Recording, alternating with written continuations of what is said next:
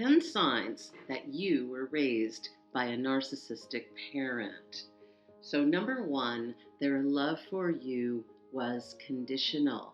As long as you were doing everything they wanted or they were feeling pretty good, then maybe it would be all right. But the minute they would feel badly about it, then you are always to blame and they would either mistreat you or ignore you. Number two would be somehow it was always about them.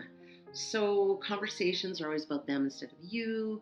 They sometimes take credit for your achievements. They can create conflict or drama to draw attention to themselves. They make everything personal, even has nothing to do with them.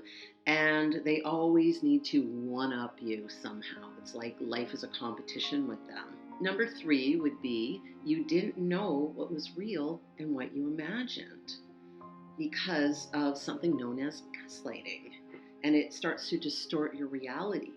And some examples of gaslighting would include telling you you're imagining or making things up, accusing you of exaggerating the truth, listing past times when they say that you lied, so in the past somehow, and they'll keep bringing it up, even if it's imagined, or they'll make something up, twisting what you said or what happened. Number four, you were not allowed to state your feelings or needs. You felt like it wasn't okay for you to be vulnerable or talk to your parent about really anything that was going on for you. And sometimes what happens is then you end up repressing your emotions. They're not allowed to have them. And sometimes you may not even know you have any emotions, or you push them so far down, or it's just too scary to even have them come up for you. You witnessed their victims.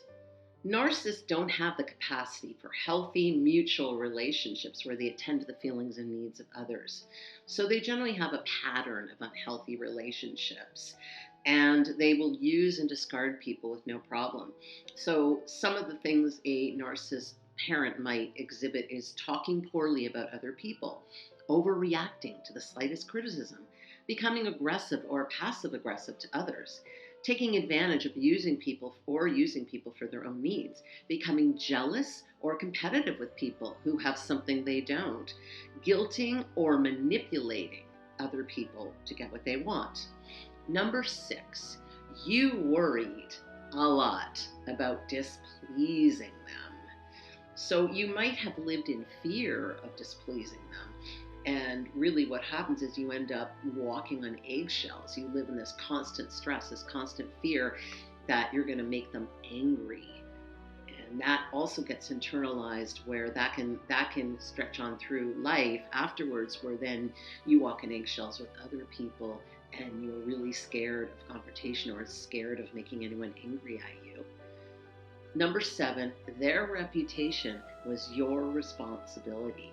Because narcissists are so dependent on validation, recognition, and admiration, they want their children to be a reflection of that.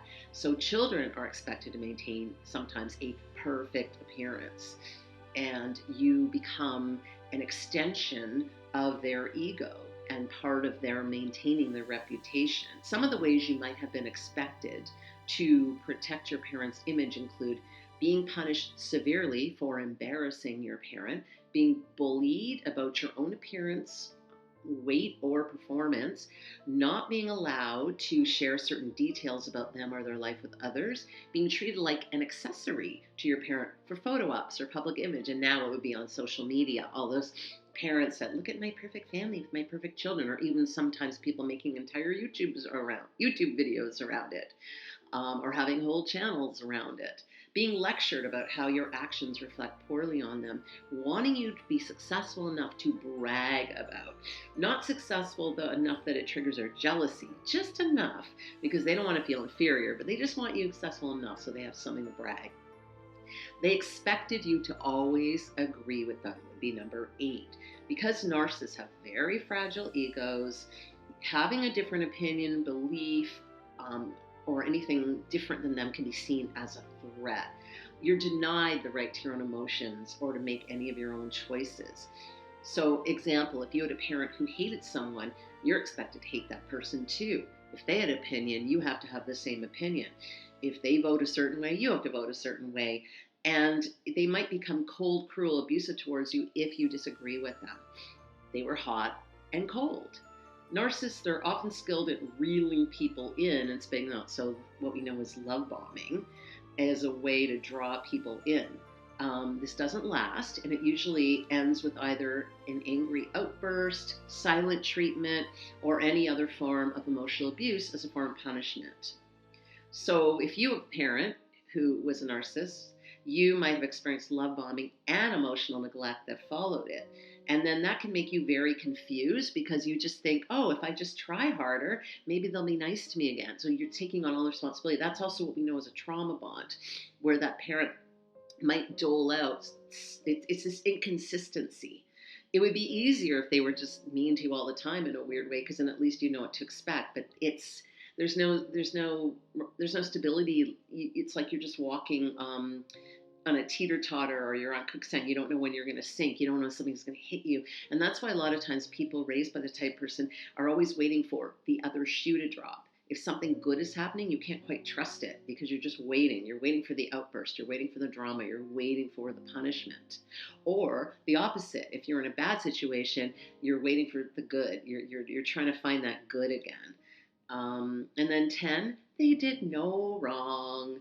So at the core of a narcissist, there is a deep sense of shame and inadequacy.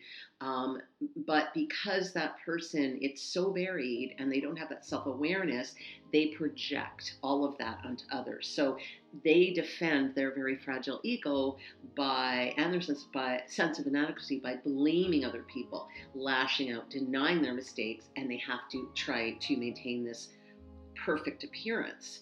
So that means that they'll never admit if they did anything wrong or acknowledge any shortcomings. If you had a narcissistic parent, you might be blamed for many things that really weren't your fault. And if you ever try to confront them about being mistreated, you will never get an apology. And that's why I always say you'll never get that sense of justice. You have to find your own closure. You will never get it with that parent because they're not capable of reflection and looking inside. So all of these lead to various effects later in life. You're raised by a narcissistic parent. Some of the things that come up for you can be low self-esteem, shame or insecurities, trust issues in relationships, high levels of self-doubt, needing validation of other people, codependent or caretaking patterns in relationships, perfectionist or self-destructive tendencies, trouble standing up for yourself, difficulty identifying or expressing feelings, trouble being independent of those parents, not feeling you developed a strong identity, getting into other unhealthy or toxic adult relationships. Or sometimes you might end up with some symptoms of mood disorders, substance use disorders, everything like that, because it's the only way you feel that you can cope.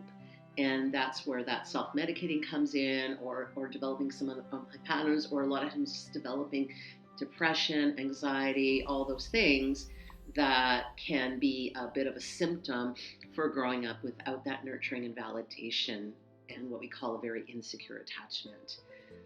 Now, the good news is you can get therapy for this, and this is something I always talk about, is that find yourself a good therapist, find yourself a trauma-informed therapist who understands the narcissistic abuse dynamic, particularly from parents. You want to make sure you're validated. You want to make sure they understand. It's so important to get that support.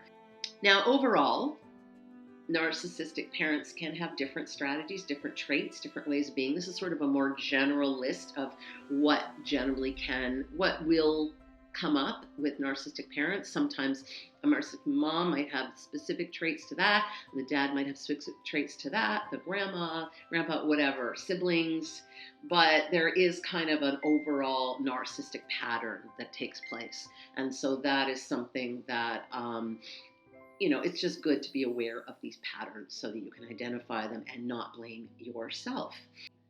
If you were raised by someone who is a narcissist or has the personality disorder, NPD, it means as a child you didn't get love, support, and guidance that you needed from your parent or caregiver.